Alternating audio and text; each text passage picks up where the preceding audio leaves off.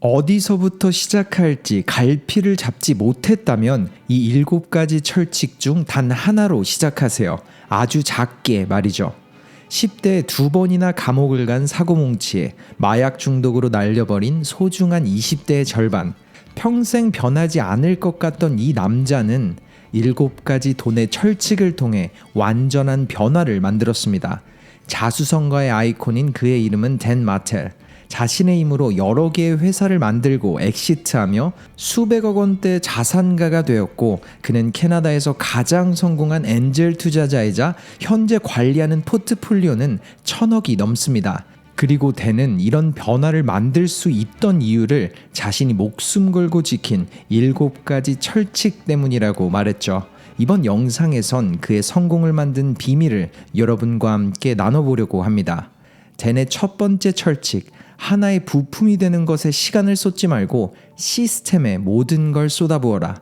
그는 이 철칙을 이렇게 설명합니다. 모두에게 다른 성공의 정의를 완벽한 기계라고 가정하고 설명하자면, 더 나은 기계를 만드는 것에 힘을 써야지 기계의 부품이 되는 일에 힘을 쓰는 건 아무리 열심히 해도 의미가 없습니다. 저도 처음 도전을 시작할 때 주당 80시간 혹은 100시간 정도 일만 하며 살았어요. 하지만 얼마 안 가 깨닫게 되었죠. 열심히 일하는 게 생산성이 있는 게 아니라는 것. 그 후 제가 쫓은 건 시스템이었습니다. 즉, 부품이 되어 열심히 일하기보다 어떻게 더 성장할지 그 기계와 시스템을 위해 똑똑하게 시간을 쓰기 시작했죠. 그렇게 방법을 바꾸니 주당 40시간을 일해도 무려 40~50배 더 큰 결과가 만들어졌습니다. 그의 첫 조언을 한 문장으로 말하자면 무작정 열심히보다 똑똑하게 일해야 한다, 이렇게 정의할 수 있을 것 같습니다. 그리고 닳는 부품이 되는 것보다 시스템 혹은 더 나은 기계를 만들어가기 위한 그런 일들은 쉽고 단순하지 않을 거라며 이렇게 말했죠. 어떤 사람들은 자신이 하루에 16시간을 일한다며 자기보다 더 열심히 사는 사람은 없다고 말합니다. 하지만 만약 그 16시간이 모두 쉽고 단순한 일이라면 인생을 바꿀 결과는 나올 수가 없어요. 똑똑하게 더 나은 성장을 위한 모든 일은 나를 벼랑 끝으로 내모는 일, 도전이 너무나도 두렵게 느껴지는 일입니다. 그렇게 불편한 일, 무서운 일들을 해나가세요. 성공으로 가는 길은 그런 길이니까요. 이렇게 말하는 댄은 모두가 가져야 할 목표로 1년 후에 내가 매일 짜는 계획의 80%는 오늘 내가 보내는 일상과 완전하게 달라져야 한다고 말했습니다. 댄의 두 번째 돈의 철칙, 모든 걸 가진 사람처럼 창조하되 아무것도 가진 게 없는 사람처럼 돈을 써라. 그는 말합니다. 제 회사가 많은 실패 끝 큰 성공을 시작하며 회사에 남는 돈이 수십억이 되었을 때도 저는 1년에 5천만 원의 연봉만 가져갔습니다. 그렇게 제 라이프 스타일을 넓혀가기보다는 제 도전을 넓혀가기 위해서만 돈을 썼죠. 이 부분은 delayed gratification, 만족 지연 능력이라고 말합니다. 실제로 댄은 통장 잔고로 10억이 있을 때도 자신은 12년 된 낡은 중고차를 탔다고 합니다. 마치 제프 베조스의 아마존이 수백, 수천억의 가치를 가졌을 때도 문짝을 떼어다 책상을 만들어 쓰고 혼다의 중고차를 몰았던 것처럼 말이죠. 그리고 댄은 이제 시작하는 사람들에게 벌어들이는 돈의 10%만 쓰는 것을 목표로 도전을 이어가라고 말합니다. 만약 내가 현재 버는 돈의 40%를 지출하고 있다면 그 비율을 30%, 20% 이렇게 줄여가는 겁니다. 그리고 중요한 점은 필요한 의식주에서 지출을 줄이기보다 수입을 늘리는 것 혹은 다른 수입원을 만들 수 있는 방법을 찾아야 합니다. 그리고 돈을 쓰는 경로는 더 나은 자신을 만들 수 있는 그런 투자만 해나가라고 말했죠. 댄의 세 번째 돈을 위한 철칙, 당신이 승리하기 전까지는 그 누구도 당신을 거들떠보지 않을 것이다. 그는 이 문장을 이렇게 비유하기도 했어요. 세상 그 누구도 악당을 무찌르지 못하는 혹은 무찔러 본 적이 없는 영웅은 좋아하지 않습니다. 즉, 사람들은 당신이 어떤 환경에서 자랐는지, 그리고 얼마나 수많은 역경들을 이겨냈는지, 아니면 현재 얼마나 어려운 상황에 직면했는지 이 모든 걸 절대 신경 쓰지 않습니다. 당신이 성공하기 전까진 말이죠. 이런 그의 말이 너무도 매정하게 들릴 수도 있습니다. 하지만 이 부분을 반드시 이해해야 해요. 그리고 이 문장 앞 포기가 아닌 도전을 통해서 작은 성공을 이어나가야 합니다. 주변 모두가 여러분의 스토리에 귀를 기울일 때까지, 이기기 전까지 슈퍼히어로는 될 수 없어요. 댄은 이렇게 말합니다. 세상은 계속 승리하거나 계속 좌절하거나 둘 중 하나입니다. 그리고 만약 당신이 내려가는 흐름에 있다면 그 이유는 당신이 과거에 만든 단 하나의 부정적인 결정에 의해서일 겁니다. 그러니 만약 올라가는 흐름에 다시 올라타고 싶다면 지금 당장 긍정적인 결정을 내리며 시작하세요. 그리고 잊지 마세요. 당신이 겪은 최악의 부정적 상황은 성공을 위한, 승리를 위한 가장 큰 동기부여가 될 수 있습니다.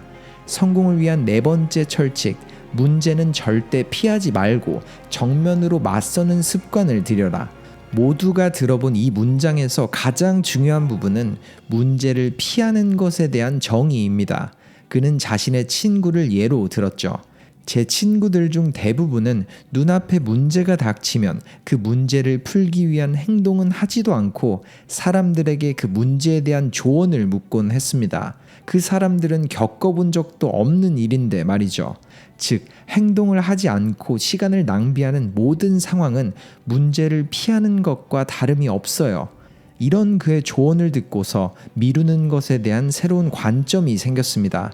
누군가에게 나의 문제를 말하고 조언을 듣는 게 인정하고 싶진 않지만 행동을 미루며 나를 속이는 행위였다는 걸 느끼게 됐죠. 사람들이 큰 문제를 만들게 되는 이유는 작은 문제 앞 행동 대신 무시를 했기 때문입니다. 고민 상담이 문제를 푸는 게 아니라 오로지 행동만이 문제를 푸는 행위예요. 그러니 이젠 나를 다음 행동으로 이끌 결정을 내리세요. 남들은 어떻게 할지 고민을 하고 있을 때 어떤 행동이든 빠르게 해버리는 게 당신을 앞서가게 만들 겁니다.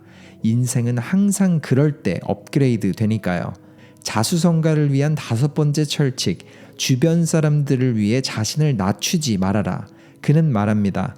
혹시 나보다 앞서가지 못하는 주변 사람들 혹은 아끼는 그 사람들을 위해 굳이 당신도 나아가지 않을 이유는 없습니다.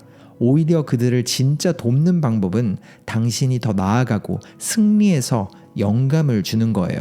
이렇게 말하는 댄은 자신의 경험을 공유하기도 했어요.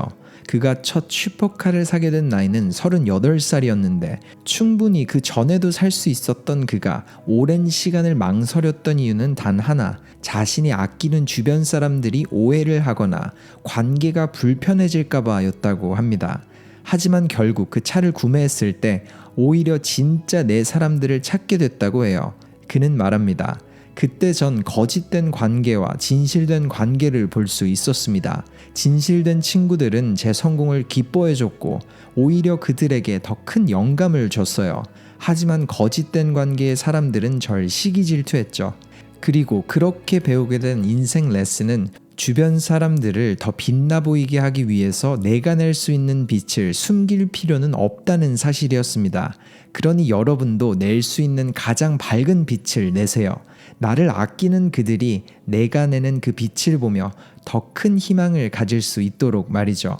그렇게 당신의 성공은 진정한 당신을 보여주기보다 진정한 친구와 동반자들을 보여주게 될 겁니다. 댄이 말하는 여섯 번째 돈의 철칙, 누군가를 비난하기 전에 거울 먼저 봐라. 이 철칙을 말하는 댄은 과거 자신을 회상했습니다. 사실 그는 과거에 부모님을 원망했다고 해요. 어린 시절 부모님이 줄 수 없었던 여유, 그리고 질이 좋지 않은 동네에서 자랐기에 온갖 나쁜 짓을 배우고 감옥에 갔던 그의 10대, 심지어 2번의 수감 생활 동안 단 한 번도 면회를 올 수 없었던 부모님의 상황까지 그는 모든 책임을 부모님에게로 돌렸었습니다. 하지만 댄이 나이가 들며 알게 된 것은 부모님이 그에게 줬던 것은 사실 부정적인 것뿐만 아니라 수많은 긍정적인 부분이 있었다는 사실이었어요. 그리고 과거를 돌아보며 부정적인 비난만 했던 것은 자신이 긍정적인 사실에 대해 눈을 감았기 때문에 모든 게 자신의 책임이었다는 사실이었습니다. 그는 말해요. 제 인생, 그리고 당신의 인생, 아니 세상 그 누구의 인생이라도 현재 위치를 만든 것은 남이 아닌 거울 속 자신이라는 것을 대면해야 합니다. 우리에게 일어나는 모든 일에 대한 통제권은 절대 우리가 가질 수 없겠지만, 일어난 일에 대해 의미를 부여하는 것은 오로지 제 자신의 통제 아래에 있습니다. 그렇게 내 삶의 100% 책임을 가질 때 인생을 바꿀 변화의 힘도 내 책임이 될 거예요. 그리고 바로 그게 안 바뀌던 인생을 바꾸는 법입니다. 이런 그의 말처럼 어떤 상황에서든 가장 쉬운 선택은 내가 아닌 남 탓을 하는 겁니다. 하지만 쉬운 선택은 어려운 인생을 만들죠. 그러니 성공을 통해 쉬운 인생을 살고 싶다면 남 탓을 하기 전 거울을 보며 나를 마주보고 어려운 결정을 바로 지금 시작하세요. 에너지, 감정, 관점, 모든 변화의 시작은 그 누구도 아닌 바로 나의 책임이니까요. 대내 성공을 만든 마지막 철칙, 나의 첫 번째 챕터를 남들의 10번째 챕터와 비교하지 말기. 대는 자신의 경험을 공유했습니다. 저는 맨 처음 도전을 시작할 때 제 자신과 도전 끝 즐기고 있는 사람을 비교했습니다. 그런 과정 속에서 자신을 질타했고 질책했죠. 그러니 한없이 우울해지고 작아지더군요.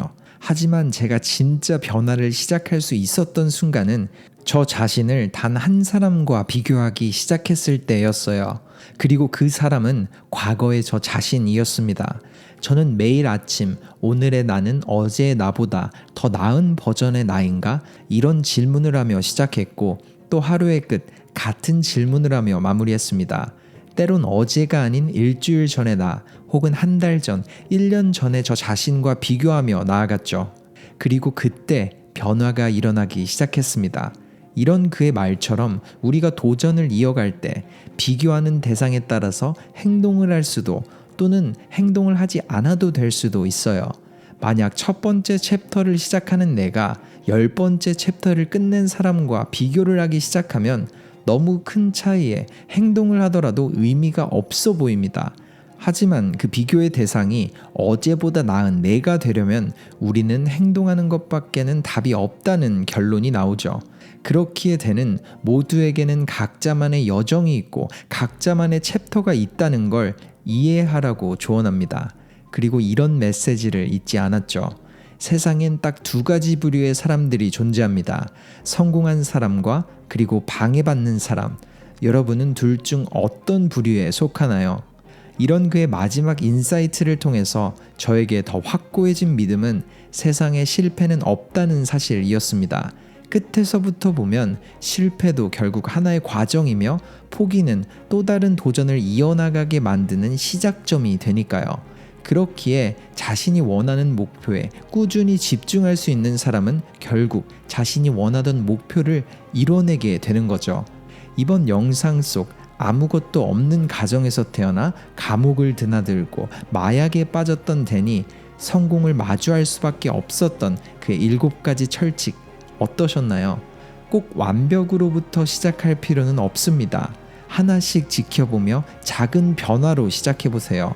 꼭 나에게는 오지 않는 것 같던 성공의 과정들과 멀게만 보였던 목표들도 단 하나의 행동으로부터 시작합니다.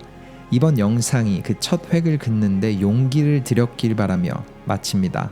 터닝포인트였습니다.